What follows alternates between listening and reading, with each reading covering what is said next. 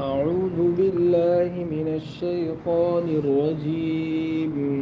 بسم الله الرحمن الرحيم.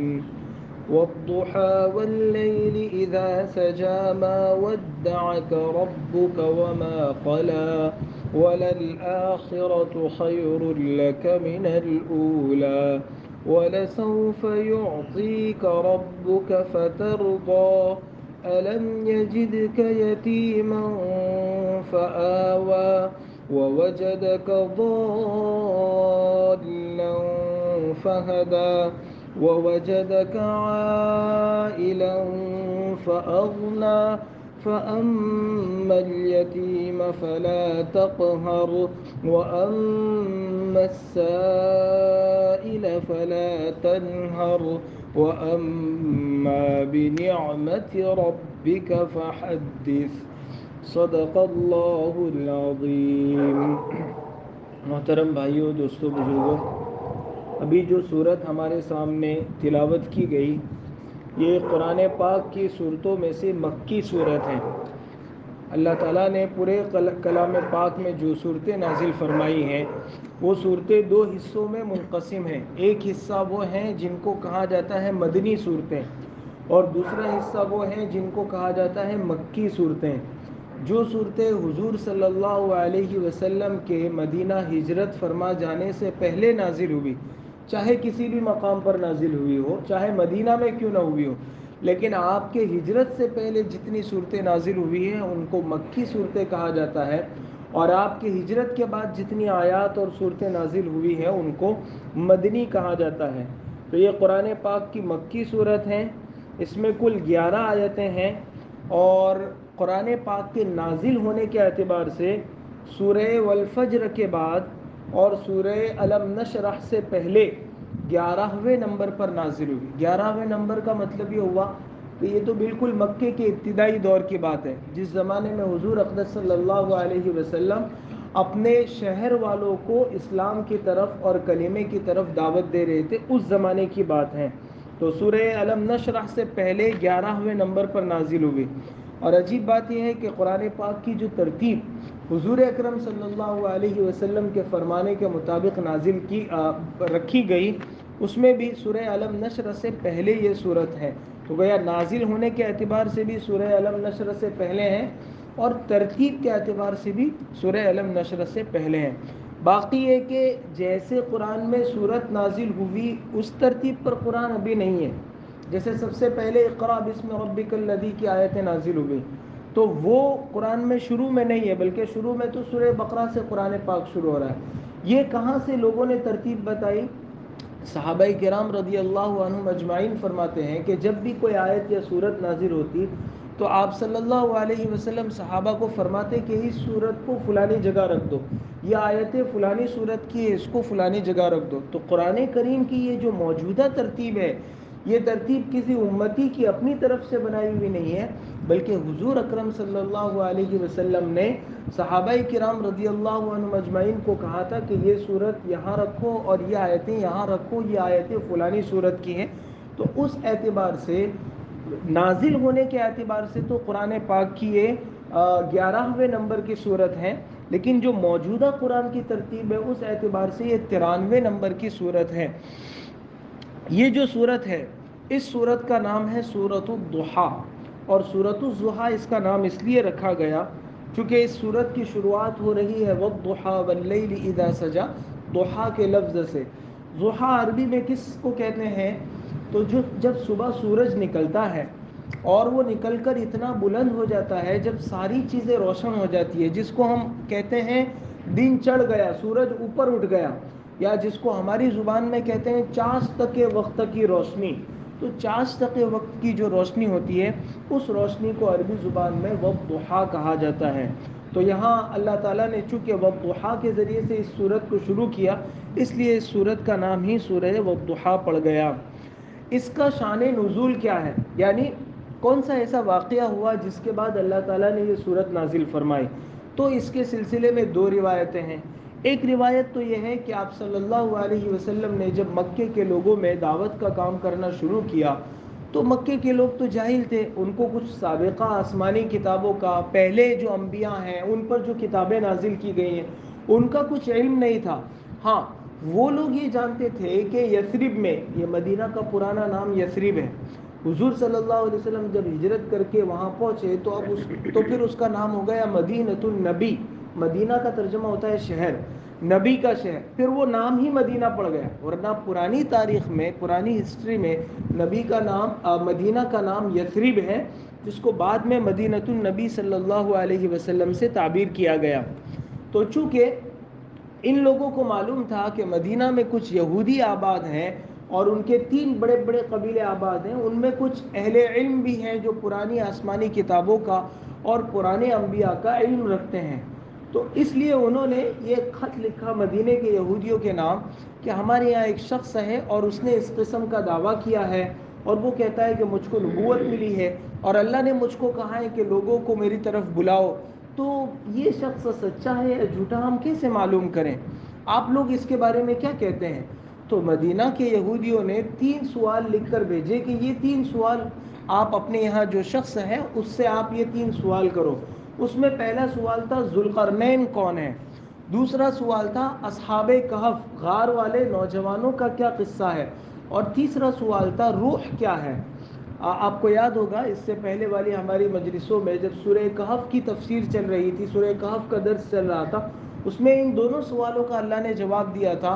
پہلے اس کا جواب دیا کہ اصحاب کہف غار والے نوجوان کون ہیں اور ان کا کیا قصہ تھا، اور پھر ذوالقرنین کا بھی اللہ تعالیٰ نے جواب دیا۔ اور سورہ کہف سے پہلے ایک سورت ہے سورہ بنی اسرائیل، اس میں اللہ تعالیٰ نے وَيَسْأَلُونَكَ عَنِ الرُّوحِ قُلِ الرُّوحُ مِنْ أَمْرِ رَبِّي کر کے ان کا یہ تیسرا جواب دیا تھا۔ لیکن یہ جواب جب یہ لوگوں کا خط ان لوگوں کا مکے والوں کے پاس آیا تو کفار مکہ نے حضور اکرم صلی اللہ علیہ وسلم کی خدمت میں حاضر ہو کر اپنا یہ مدعا پیش کیا کہ یہ 3 سوالوں کا جواب دے دے تو ہم آپ کو سچا نبی مانیں۔ تو اس پر حضور اکرم صلی اللہ علیہ وسلم نے اپنے معمول کے موافق یہ ارشاد فرمایا کہ ٹھیک ہے جواب دے دیں گے جب بھی وحی آئے گی۔ آپ صلی اللہ علیہ وسلم کے ذہن میں یہ تھا کہ حضرت جبرائیل علیہ الصلوۃ والسلام آئیں گے اور جیسے ہمیشہ اللہ کی طرف سے جواب بتلایا جاتا ہے ابھی بھی بتلا دیا جائے گا، اور اس دوران آپ انشاءاللہ کہنا چوک گئے۔ نتیجہ یہ ہوا کہ دوسرے دن بھی حضرت جبرائیل نہیں آئے، تیسرے دن بھی نہیں آئے، چوتھے دن بھی نہیں، کئی دنوں کے بعد حضرت جبرائیل علیہ الصلوۃ والسلام نازل ہوئے، اور پھر جو ہے وہ بعد میں ان تینوں سوالوں کے جواب دیے گئے۔ لیکن جب حضرت جبرائیل علیہ الصلوۃ والسلام آئے تو یہ صورت لے کر نازل ہوئے۔ اب جب کئی دنوں تک جواب نہیں ملا تو مکے کے لوگوں نے، خاص کر کے آپ کے اڑوس پڑوس رہنے والے دشمنوں نے آپ کے بارے میں یہ چلانا شروع کر دیا کہ محمد کو اس کے رب نے چھوڑ دیا، اور اب محمد کا رب محمد سے باتیں نہیں کرتا۔ اسی لیے تیسری آیت میں اللہ تعالیٰ نے فرمایا ما ودعک ربک وما قلی، جس کا مفہوم اور ترجمہ یہ کہ اللہ نے آپ کو چھوڑا نہیں ہے اور اللہ آپ سے ناراض نہیں ہے۔ وہ اسی کے بیک گراؤنڈ میں چونکہ یہی بات تھی کہ وہ لوگ یہ بات چلا رہے تھے کہ اللہ نے آپ کو چھوڑ دیا اور اب آپ کے ساتھ اللہ آپ کا بات نہیں کرتا ہے، تو اس کے لیے اللہ تعالیٰ نے یہ صورت نازل فرمائی۔ اور ویسے بھی چونکہ ہم مسلمانوں کو یہ حکم ہے کہ جب بھی کسی کام کا ارادہ کرے تو ساتھ میں انشاءاللہ ضرور کہنا چاہیے۔ خود سورہ کہف میں اللہ تعالیٰ نے وہ آیت نازل فرمائی وَلَا تَقُولَنَّ لِشَيْءٍ إِنِّي فَاعِلٌ ذَلِكَ غَدًا إِلَّا أَن يَشَاءَ اللَّهُ، کہ جب بھی تم کوئی کام کرنے کا ارادہ کرو اور یہ کہو کہ میں آئندہ اس کو کروں گا تو اس کے ساتھ انشاءاللہ ضرور ملایا کرو، انشاءاللہ ملانے سے اس کام میں برکت پیدا ہوتی ہے۔ تو یہ مسلمانوں کو تعلیم ہے کہ جب بھی کوئی کسی کام کا ارادہ کرے تو ضرور بھی ضرور اس کے ساتھ انشاءاللہ ملا دینا چاہیے۔ تو ایک تو اس صورت کا شان نزول اور اس کا قصہ یہ ہوا۔ دوسرا بخاری شریف میں حضرت جندب ابن عبداللہ رضی اللہ عنہ کی روایت ہے کہ اللہ کے رسول صلی اللہ علیہ وسلم کو ایک مرتبہ انگلی میں اتفاق سے کوئی زخم ہو گیا اور وہ زخم تھوڑا سا بڑھ گیا، جس کی وجہ سے اس میں تکلیف بہت ہوتی تھی اللہ کے رسول، یہ مکے کا قصہ ہے، اور تکلیف کی شدت کی وجہ سے، بیماری بڑھ جانے کی وجہ سے رات کو 2 یا 3 دن آپ صلی اللہ علیہ وسلم تہجد میں اٹھ نہیں پائے، اور آپ کا اپنا معمول مبارک یہ تھا کہ آپ تہجد میں اٹھ جاتے تھے اور لمبی لمبی رکعتیں پڑھتے تھے اور اس میں قرآن پاک پڑھتے تھے۔ اب وہ مکے کا وہ ماحول پرانے زمانے کا، آدمی رات کو اٹھ کر دھیرے سے بھی کچھ پڑھے تو اڑوس پڑوس والوں کو آواز پہنچ جاتی تھی۔ تو اللہ کے رسول صلی اللہ علیہ وسلم کے نماز میں قرآن پاک پڑھنے کو آپ کے اڑوسی پڑوسی سنتے تھے، خاص کر کے وہ پڑوسی جو آپ کے کٹر دشمن تھے، اور ان میں سے سب سے بڑا کٹر دشمن جو آپ کے پڑوسیوں میں تھا وہ ابو لہب اور اس کی بیوی ام جمیل، یہ دونوں آپ کے بہت کٹر دشمن تھے۔ ان لوگوں نے جب دیکھا کہ 2-3 دن سے آواز نہیں آ رہی ہے تو ابو لہب کی بیوی نے مکے میں یہ بات چلانا شروع کر دی کہ وہ چونکہ ایسا نہیں کہتی تھی، وہ دشمنی تھی، وہ ایسا نہیں کہتی تھی کہ آپ کے رب نے آپ سے باتیں کرنا چھوڑ دیا، بلکہ نعوذ باللہ وہ یوں کہتی تھی کہ تمہارا شیطان جو تمہارے ساتھ باتیں کرتا تھا اس شیطان نے اب تمہیں چھوڑ دیا، وہ تمہارے ساتھ بات نہیں کرتا ہے۔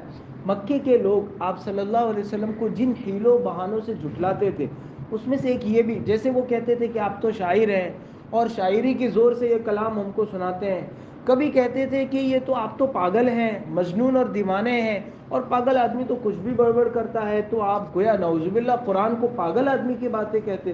اور کبھی کبھی کہتے تھے کہ محمد پر کوئی جادو ہو گیا ہے یا محمد پر کوئی جن چڑھ گیا ہے۔ اسی لیے مکے میں ایک مرتبہ ایک سردار حضور صلی اللہ علیہ وسلم کی خدمت میں آیا اور کہا کہ محمد تم کو چاہیے کیا؟ پیسہ چاہیے، ہم ڈھیر کر دیتے ہیں۔ کوئی لڑکی سے نکاح کرنا ہے، تمہیں شادی کرنی ہے، انگلی رکھو کون سی لڑکی چاہیے، ہم دے دیتے ہیں۔ لیکن یہ سب کیا افتراق اور انتشار، پورا ماحول پھیلایا ہوا ہے، چاہیے کیا؟ اور اگر تم پر کوئی جن چڑھ گیا ہے یا کوئی شیطان تمہارے اوپر مسلط ہو گیا اور تم اس کے ہاتھوں مجبور ہو تو بتاؤ، ہم اس کا بھی علاج کرتے ہیں، ہمارے پاس اچھے اچھے جو ہے وہ منتر پڑھنے والے اور پھونکنے والے موجود ہیں۔ اس کے جواب میں اللہ کے رسول صلی اللہ علیہ وسلم نے قرآن پاک کی ایسی آیات سنائی اس کو کہ وہ یہ کہتا ہوا وہاں سے اٹھا کہ خدا کی قسم یہ کسی انسان کا کلام نہیں ہو سکتا۔ اور پھر جب اپنے لوگوں کے پاس گیا تو لوگوں نے کہا، ان کے جو دشمن ساتھی تھے انہوں نے کہا کہ ولید جو چہرہ لے کر گیا تھا وہ چہرہ لے کر واپس نہیں آ رہا ہے، یہ ہم گئے تھے اس کو، اس لیے ہم نے اس کو بھیجا تھا کہ وہ محمد کو اپنے جال میں الجھائے، یہ خود محمد کے جال میں الجھ کر آیا ہوا ہے۔ لوگوں نے ولید سے پوچھا تو ولید نے یہ کہا کہ بخدا میں نے ایسا کلام کبھی نہیں سنا، اور اگر تم مجھ کو اپنی قوم کا خیرخواہ سمجھتے ہو تو ایک بات میری سن لو، محمد اور اس کے بیچ میں سے ہٹ جاؤ۔ اگر محمد کا کلمہ غالب آ گیا اور اس کا دین پورے عرب میں چھا گیا تو محمد تم قریش میں سے ہی ہے، تمہارا یہ ایک فرد ہے، سرداری تمہارے گھر میں رہے گی، تمہارے ہاتھ سے جائے گی نہیں۔ اور اگر محمد باقی عرب کے مقابلے میں غالب نہیں آئے، مغلوب ہو گئے، تو تم جو چاہتے ہو وہ کام ہو گیا، تو تم محمد کا راستہ روکنا چھوڑ دو، اس کے بیچ میں نہ ہو۔ لیکن قوم نے یہ کہا کہ لو یہ تو محمد نے ولید پر بھی جادو کر دیا اور اڑا دی بات۔ تو میں یہ کہہ رہا تھا کہ ابو لہب اور اس کی بیوی نے یہ بات چلانا شروع کر دی کہ محمد کو جو شیطان آتا تھا اور نعوذ باللہ جو اس سے باتیں، قرآن پاک کی آیتوں کو جو آپ تلاوت فرماتے تھے اس کو شیطان کی باتوں سے تعبیر کرتے تھے اور کہتے تھے کہ اب محمد کا شیطان اس کے پاس آنا چھوڑ دیا اور اس سے بات نہیں کرتا۔ اس کے چند دنوں کے بعد جندب ابن عبداللہ رضی اللہ عنہ فرماتے ہیں کہ قرآن پاک کی اللہ تعالیٰ نے یہ صورت نازل فرمائی۔ ویسے ایک ہی آیت یا ایک ہی صورت کے متعدد شان نزول، الگ الگ شان نزول ہو سکتے ہیں۔ ایسا ہو سکتا ہے کہ ایک واقعہ ہوا، دوسرا ہوا، تیسرا ہوا، اور سب واقعے ایک جیسے ہیں، اس کے بعد جب کوئی آیت یا صورت نازل ہوتی ہے تو علماء جو تفسیر کرنے والے وہ یہ کہتے ہیں کہ ایک قرآن پاک کی یہ صورت یا آیت اس لیے نازل ہوئی، کوئی یہ کہتا ہے کہ اس لیے نازل ہوئی، کوئی یہ کہتا ہے کہ اس لیے نازل ہوئی، تو ہو سکتا ہے کہ تینوں واقعات کے بعد وہ صورت نازل ہوئی۔ اسی لیے ترمذی شریف کی روایت میں آگے حضرت جندب ابن عبداللہ رضی اللہ عنہ ہی کی روایت میں آگے یہ بھی موجود ہے کہ آپ صلی اللہ علیہ وسلم کو بیماری ہو گئی تھی اور بیماری کے بعد طویل عرصے تک حضرت جبرائیل علیہ الصلوۃ والسلام تشریف نہیں لائے، تو دونوں کو ملایا جا سکتا ہے۔ بہرحال اس صورت کو اللہ تعالیٰ نے اس لیے نازل فرمایا کہ مکے کے لوگوں نے اللہ کے رسول صلی اللہ علیہ وسلم کے خلاف یہ پروپیگنڈا اور یہ سازش رچنی شروع کر دی تھی کہ محمد کا رب اب ان سے باتیں نہیں کرتا ہے۔ چنانچہ اللہ تعالیٰ نے اپنے کلام پاک میں اس صورت کو نازل فرما کر شروع یہاں سے کیا، وَالضُّحَىٰ وَاللَّيْلِ إِذَا سَجَىٰ، کہ میں قسم کھاتا ہوں دن کے چڑھنے کے وقت کی اور رات کی قسم جب اس کا اندھیرا پوری طرح چھا جائے. اللہ تعالیٰ نے دن اور رات کی روشنی کی، دن کی روشنی کی اور رات کے اندھیرے کی قسم کھائی. اور یہ قسم کیوں کھائی؟ غالباً اس سے پہلے یہ مضمون ہمارے اس مجلس میں آ چکا ہے کہ بندے جب قسم کھاتے ہیں تو وہ تو اس لیے آدمی قسم کھاتا ہے کہ اپنی بات میں وزن پیدا کرنا چاہتا ہے. خاص طور سے جو بے بھروسہ آدمی ہوتے ہیں، جس کی بات کوئی سنتا نہیں ہے، تو وہ اپنی بات منوانے کے لیے قسم کھاتا ہے، اپنی بات میں زور پیدا کرنے کے لیے قسم کھاتا ہے. اللہ تعالیٰ کو وَمَنْ أَصْدَقُ مِنَ اللَّهِ قِيلًا، اللہ سے بڑھ کر کون سچی بات کہنے والا ہو سکتا ہے؟ تو اللہ کو اپنی بات منوانے کے لیے قسم کھانے کی ضرورت نہیں ہے. پھر کیوں اللہ تعالیٰ نے اس صورت میں اور قرآن پاک کی اور دوسری جگہوں میں اللہ تعالیٰ نے قسم اٹھائی؟ تو مفسرین فرماتے ہیں کہ دو وجہوں سے اللہ تعالیٰ نے قسم اٹھائی. ایک وجہ تو یہ ہے کہ اللہ تعالیٰ نے اس لیے قسم اٹھائی کیونکہ اللہ تعالیٰ انسانوں کی سطح پر آ کر انسانوں کے ساتھ گفتگو فرمانا چاہ رہے ہیں، انسانوں سے بات. چونکہ قرآن سندیشہ ہے، پیغام ہے، قرآن ایک میسیج ہے پوری انسانیت کے نام. تو اللہ تعالیٰ اگر، چونکہ اللہ تعالیٰ تو شہنشاہ ہیں، بادشاہوں کے بادشاہ ہیں، حقیقی مالک ہیں، اگر اللہ تعالیٰ اپنی جگہ سے انسانوں سے بات کرے تو اللہ کا کلام تو بہت اونچا ہے، بندے سمجھ نہیں سکتے. تو اللہ تعالیٰ نے بندوں کے سطح ذہن کو، جیسے ہم گھر میں چھوٹے چھوٹے بچوں سے بات کرتے ہیں تو باپ اپنے بہت چھوٹے بچے سے بات کرتا ہے تو وہ باپ اپنی جگہ پر رہ کر بات نہیں کرتا، اس کی حرکت، اس کا بولنا، اس کے اشارے، وہ سب بچے کی سطح پر آ جاتے. وہ جھکتا ہے، اسی کی طرح توتلی زبان میں اس سے بات کرتا ہے تو بچے کے ذہن کو سامنے رکھ کر بات کرتا ہے.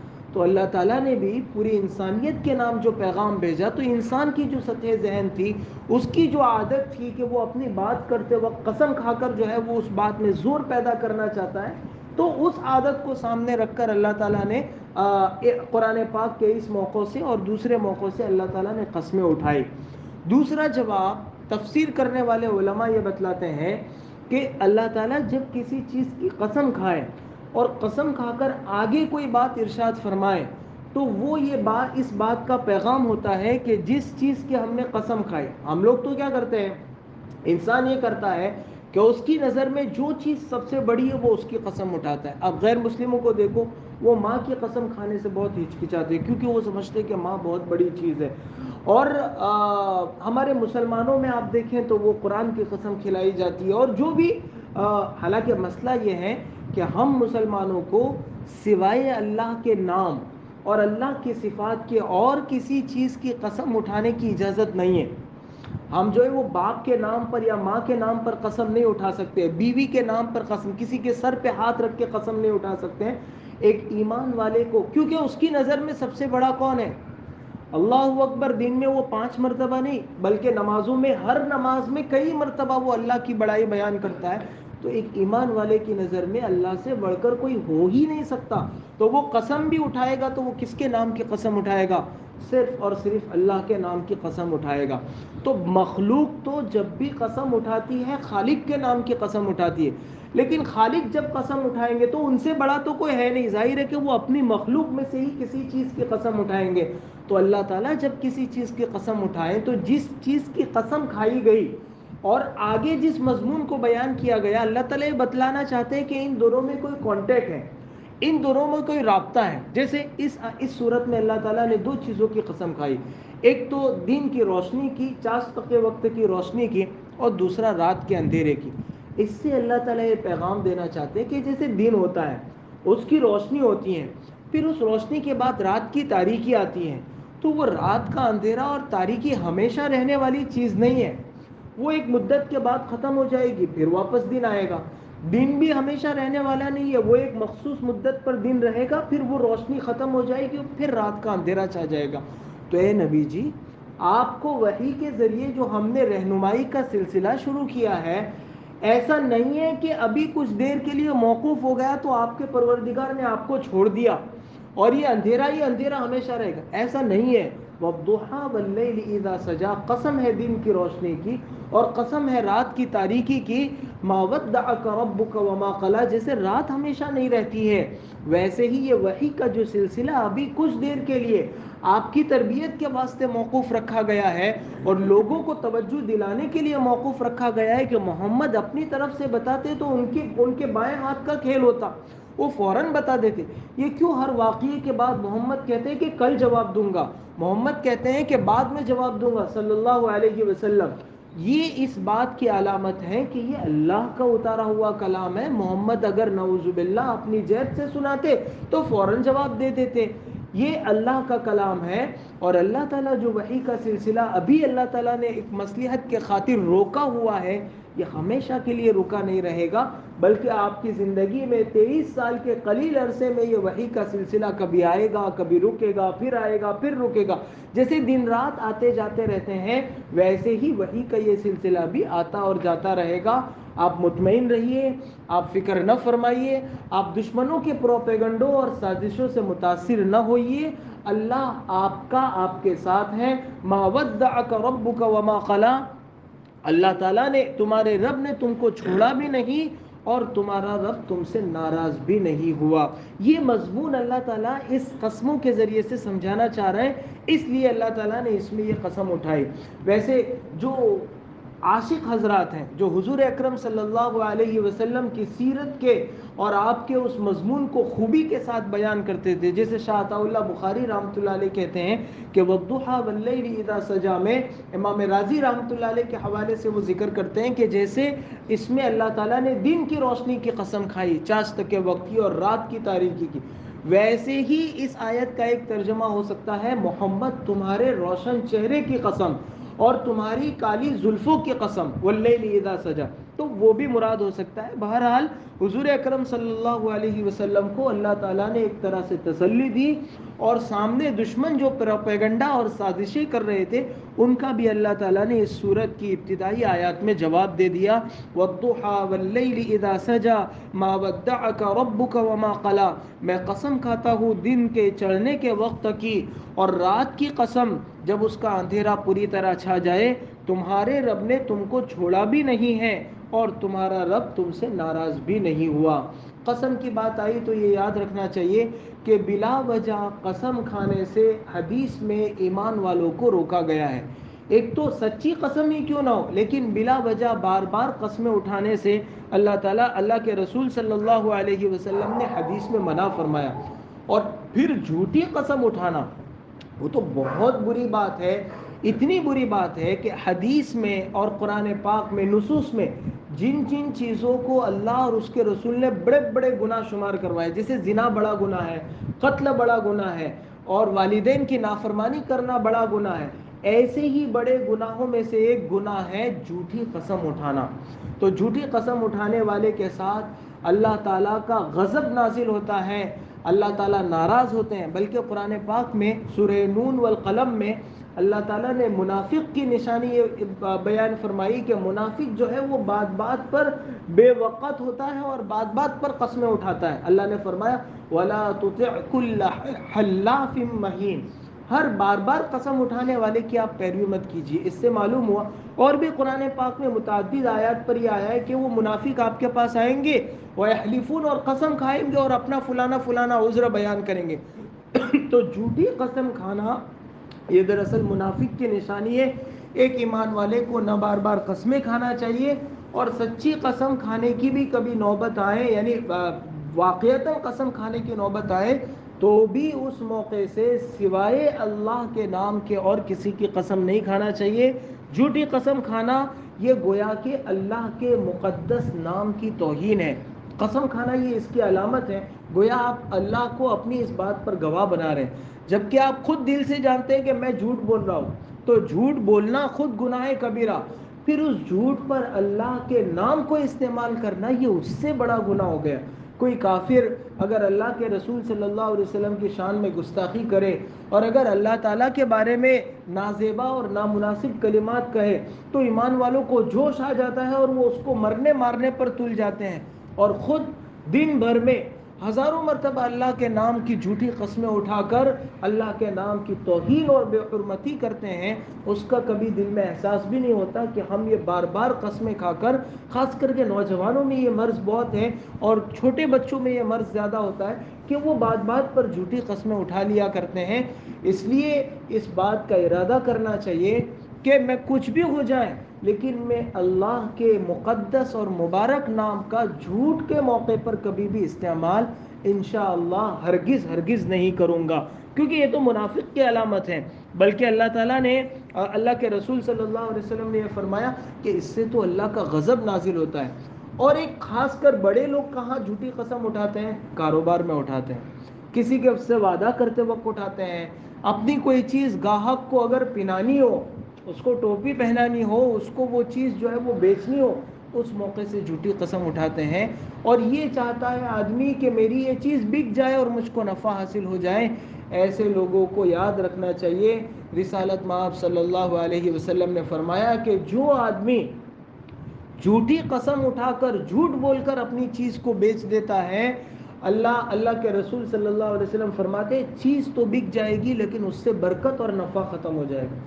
آدمی جھوٹ بول کر 100 چیز بھی بیچے گا تو اس میں برکت نہیں ہوگی، الٹا نقصان ہوگا، اور اگر سچ بول کر ایک چیز بیچے گا تو اللہ تعالیٰ اس کو انشاءاللہ ضرور اس میں برکت عطا فرمائیں گے۔ بلکہ کاروبار میں جھوٹی قسم کھانے والوں کے متعلق اللہ کے رسول صلی اللہ علیہ وسلم نے ارشاد فرمایا کہ اللہ تعالیٰ اس کی جانب نگاہ رحمت نہیں فرمائیں گے، پیار اور محبت اور رحمت کی نظر سے اللہ تعالیٰ اس کو نہیں دیکھیں گے۔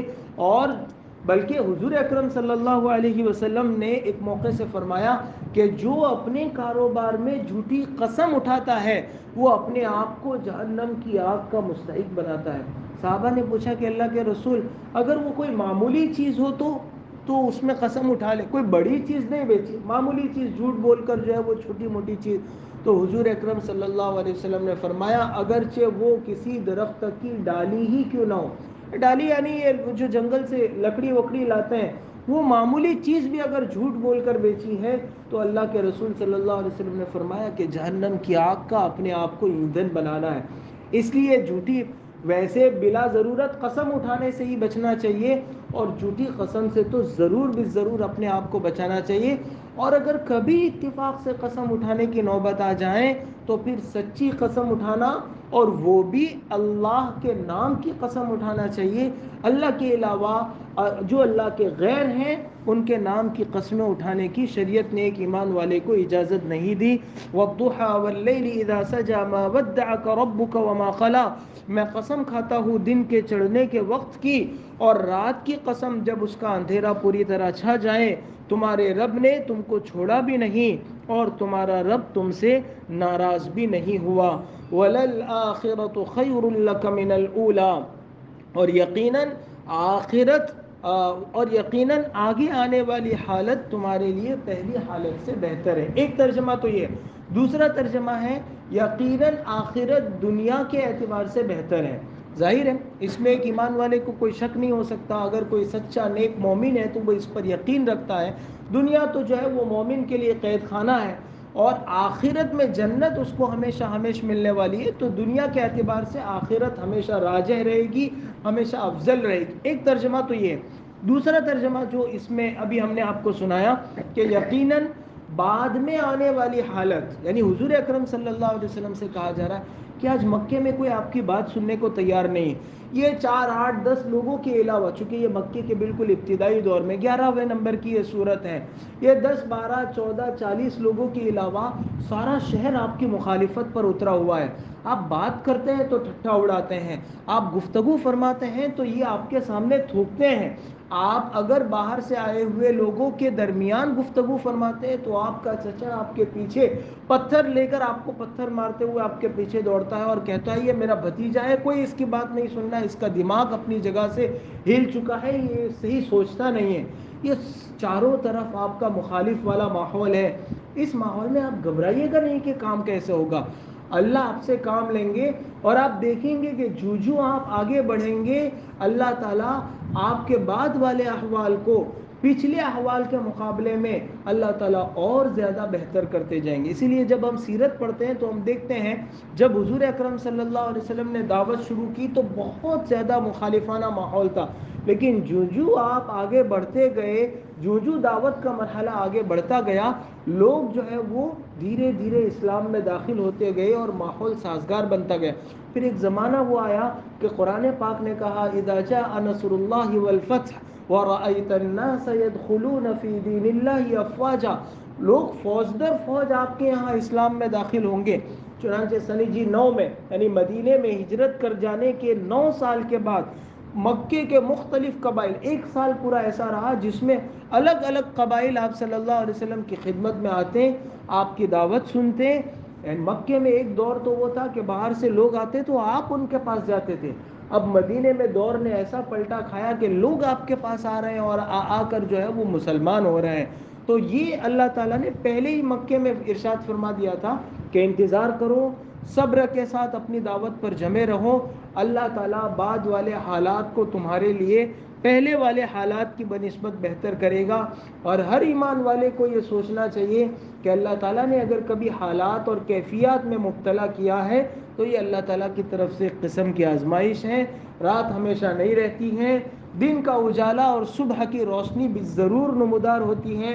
حالات مسلمانوں کے لیے اپنی انفرادی زندگی میں بھی، پرسنل لائف میں بھی اور قوم کی اجتماعی زندگی میں بھی مسلمانوں کے لیے حالات بدلتے رہتے ہیں. کوئی شخص ہمیشہ کرسی پر رہنے کے لیے نہیں آتا ہے، ہر شخص کو جانا ہوتا ہے. اس سے بڑے بڑے ظالم اس امت میں آ چکے ہیں اور جو حالات اس وقت عالمی پیمانے پر ہیں وہ بھی ہمیشہ رہنے والے نہیں ہیں. اس سے پہلے اور زیادہ خطرناک حالات آ چکے ہیں. اللہ تعالیٰ نے فیصلہ کیا ہے کہ یہ دین قیامت تک رہے گا. سو ایک ایمان والے کو بالکل پختہ یقین ہونا چاہیے. اللہ تعالیٰ نے قرآن پاک میں فرمایا لا تیأسوا من رحمت اللہ، اللہ کی رحمت سے مایوس نہیں ہونا چاہیے. اللہ کی رحمت سے تو کافر لوگ مایوس اور نا امید ہوتے ہیں. مسلمان کو جتنا یقین اس بات پر ہوتا ہے کہ ابھی رات کے کالا اندھیرا چھایا ہوا ہے، صبح بھی ضرور روشنی ہوگی، اسی طرح ایک مسلمان کو یقین ہونا چاہیے کہ مجھ پر بھی اگر حالات آئے ہیں تو ایک نہ ایک دن یہ حالات ضرور ٹلیں گے. اور ایک اور صوفیہ ارشاد فرماتے ہیں کہ ایک اور پیغام بھی اس سے ملتا ہے کہ بسا اوقات اللہ کے رسول صلی اللہ علیہ وسلم کی کیفیت بدلی تھی جس سے آپ پریشان تھے. تو اس سے یہ پیغام ملا کہ کیفیت بھی ہمیشہ ایک جیسی نہیں رہتی ہے. نماز میں کبھی بڑا دھیان لگتا ہے، تلاوت میں بہت لطف آتا ہے، تسبیح اور ذکر اذکار کرنے میں بڑے مزے آتے ہیں، اور کبھی ایسا جی اچاٹ ہوتا ہے کہ آدمی کو چاہ کر بھی مسجد کی طرف متوجہ ہونے کا ارادہ نہیں ہوتا. تو یہ کیوں ہے؟ یہ کیفیات بدلتی ہیں. تو کیفیات کے بدلنے سے آدمی کو پریشان نہیں ہونا چاہیے. جو اللہ اور اس کے رسول نے کہا، جی لگے نہ لگے، مزہ آوے نہ آوے، جی چاہے نہ چاہے، وہ کام کر گزرنا چاہیے. کیفیات کا تو کیا ہے، وہ کبھی آتی ہیں اور کبھی جاتی ہیں. یہ تو صحابہ کے ساتھ بھی ہوتا تھا. کیفیت کے بدلنے سے پریشان نہیں ہونا چاہیے. ہاں اس پر غور کرنا چاہیے کہ نماز کا یہ لطف کیوں جاتا رہا. کہیں ایسا تو نہیں ہے کہ مجھ سے کوئی گناہ سرزد ہوا ہو، یہ تلاوت کی یہ مٹھاس کیوں ختم ہو گئی، یہ جو رمضان میں اچھا لگتا تھا پڑھنا وہ اب کیوں اچھا نہیں لگتا. تو اس پر غور کرنا چاہیے. کہیں کوئی اللہ کی نافرمانی ہوئی ہے جس کی وجہ سے درود شریف کے پڑھنے کی جو پہلے سے عادت تھی وہ عادت چھین لی گئی، جس کی وجہ سے صبح شام ذکر کرنے کی جو عادت تھی وہ عادت چھین لی گئی. کیونکہ گناہ اور عبادت کا نور دونوں ایک دل میں جمع نہیں ہو سکتے ہیں. تو کبھی عبادت کا نور غالب آتا ہے، کبھی کسی گناہ کی وجہ سے وہ نور چھین لیا جاتا ہے. تو توبہ کر کے دوبارہ وہ معمول شروع کر دینے چاہیے. کیفیات کے بدلنے سے پریشان ہونے کے مقابلے میں توبہ کر کے دوبارہ وہ نئی زندگی شروع کر دینی چاہیے. یہی اللہ تعالیٰ اس صورت کے ذریعے سے ہم مسلمانوں کو پیغام دینا چاہ رہے ہیں. چار آیتوں کی جو ہے وہ 4 آیتوں کا درس ہو گیا. آگے بقیہ آیتوں کا درس انشاءاللہ اگلی مجلس میں ہوگا. اللہ تعالی ہم سب کو کہنے سننے سے زیادہ عمل کرنے کی توفیق عطا فرمائیں.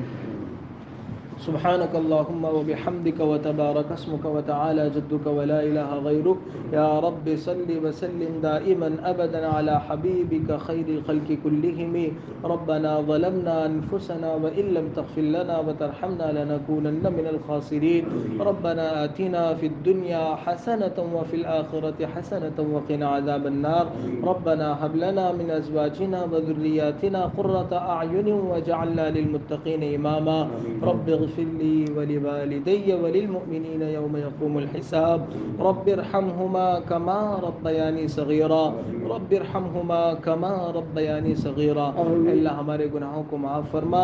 اللہ ہماری خطاؤں سے درگزر فرما. اللہ ہماری سیئات کو حسنات سے مبدل فرما. اے اللہ زندگی کی تاریک راہوں سے اور گناہوں کی ظلمتوں سے نکال کر اے اللہ تیری عبادت، تیری یاد اور تیرے ذکر اور تیری تلاوت کے نور والے راستے پر آنے کی توفیق عطا فرما. اے اللہ نماز کا خشوع اور خضوع عطا فرما. ہمیں اور ہماری اولاد کو نماز کا قائم کرنے والا بنا. رب اجعلنی مقیم الصلاۃ ومن ذریتی. اے اللہ تیرے خلیل نے تجھ سے دعا کی تھی. اللہ ہم بھی تجھ سے دعا کرتے ہیں کہ ہمیں اور ہماری اولاد کو نماز کا قائم کرنے والا بنا. اے اللہ نماز میں صف اولا نصیب فرما. تکبیر اولا نصیب فرما. اے اللہ خشوع اور خضوع کے ساتھ نماز سنت کے ساتھ اے اللہ پڑھنے کی توفیق اور سعادت عطا فرما. اے اللہ مسجد میں آ کر بھی محروم رہنے سے ہماری حفاظت فرما. اے اللہ 5 وقت تیرے سامنے ماتھا ٹیکنے کی توفیق عطا فرما. اے اللہ ہماری دنیا اور آخرت کی سبھی جائز اور نیک مرادیں پوری فرما. ہم میں جو بیمار ہیں انہیں شفائے کامل عاجل مستمر عطا فرما. جو مقروض ہیں ان کے قرضوں کی غیب سے ادائیگی کی شکلیں اور صورتیں پیدا فرما. جو اے اللہ جو پریشان حال اور مصیبت کے شکار ہیں اللہ ان کی پریشانیوں اور مصیبتوں کو دور فرما. اے اللہ ہم سب کو عافیت کی دولت سے مالا مال فرما. اے اللہ ہم کمزور بندے ہیں. اے اللہ آزمائش کے لائق نہیں ہیں. اے اللہ ہم آپ سے آزمائش کے بدلے اے اللہ ہم آزمائش کے بجائے آپ سے آپ کی عافیت والی نعمت کی درخواست کرتے ہیں. اے اللہ ہم سب کو عافیت والی دولت سے مالا مال فرما. اے اللہ جنت الفردوس میں جگہ اولین حساب و کتاب کے بغیر اولین والے میں جنت الفردوس میں داخل ہونا نصیب فرما. اے اللہ ہمارے ماں باپ کو جزائے خیر عطا فرما. ہمارے اساتذہ کو جزائے خیر عطا فرما. اے اللہ اگر وہ موجود ہیں تو ان کی عمروں میں عافیت کے ساتھ اے اللہ برکت عطا فرما. ان کے اعمال میں، ان کے علم میں، ان کے کارہائے خیر میں برکت اور قبولیت عطا فرما. اللہ جو جا چکے ہیں ان کی قبر کو رحمت اور مغفرتوں سے بھر دیجئے.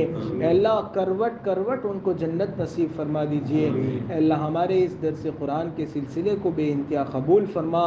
اے اللہ آخرت میں ہمارے لیے ذریعہ نجات بنا، ذخیرہ آخرت بنا. اے اللہ ہمارے خلاف حجت نہ بنا. اے اللہ اس میں آئی ہوئی باتوں پر کہنے والے اور سننے والوں سب کو اے اللہ عمل کی توفیق عطا فرما. قرآن پاک کے نور اور برکتوں سے ہمارے گھروں اور ہمارے دلوں کو مزین و منور فرما.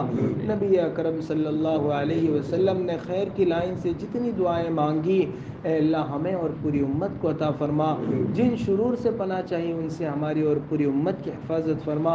محض اپنے فضل اور کرم سے اور نبی پاک صلی اللہ علیہ وسلم کے صدقہ طفیل ہماری دعاؤں کو قبول فرما.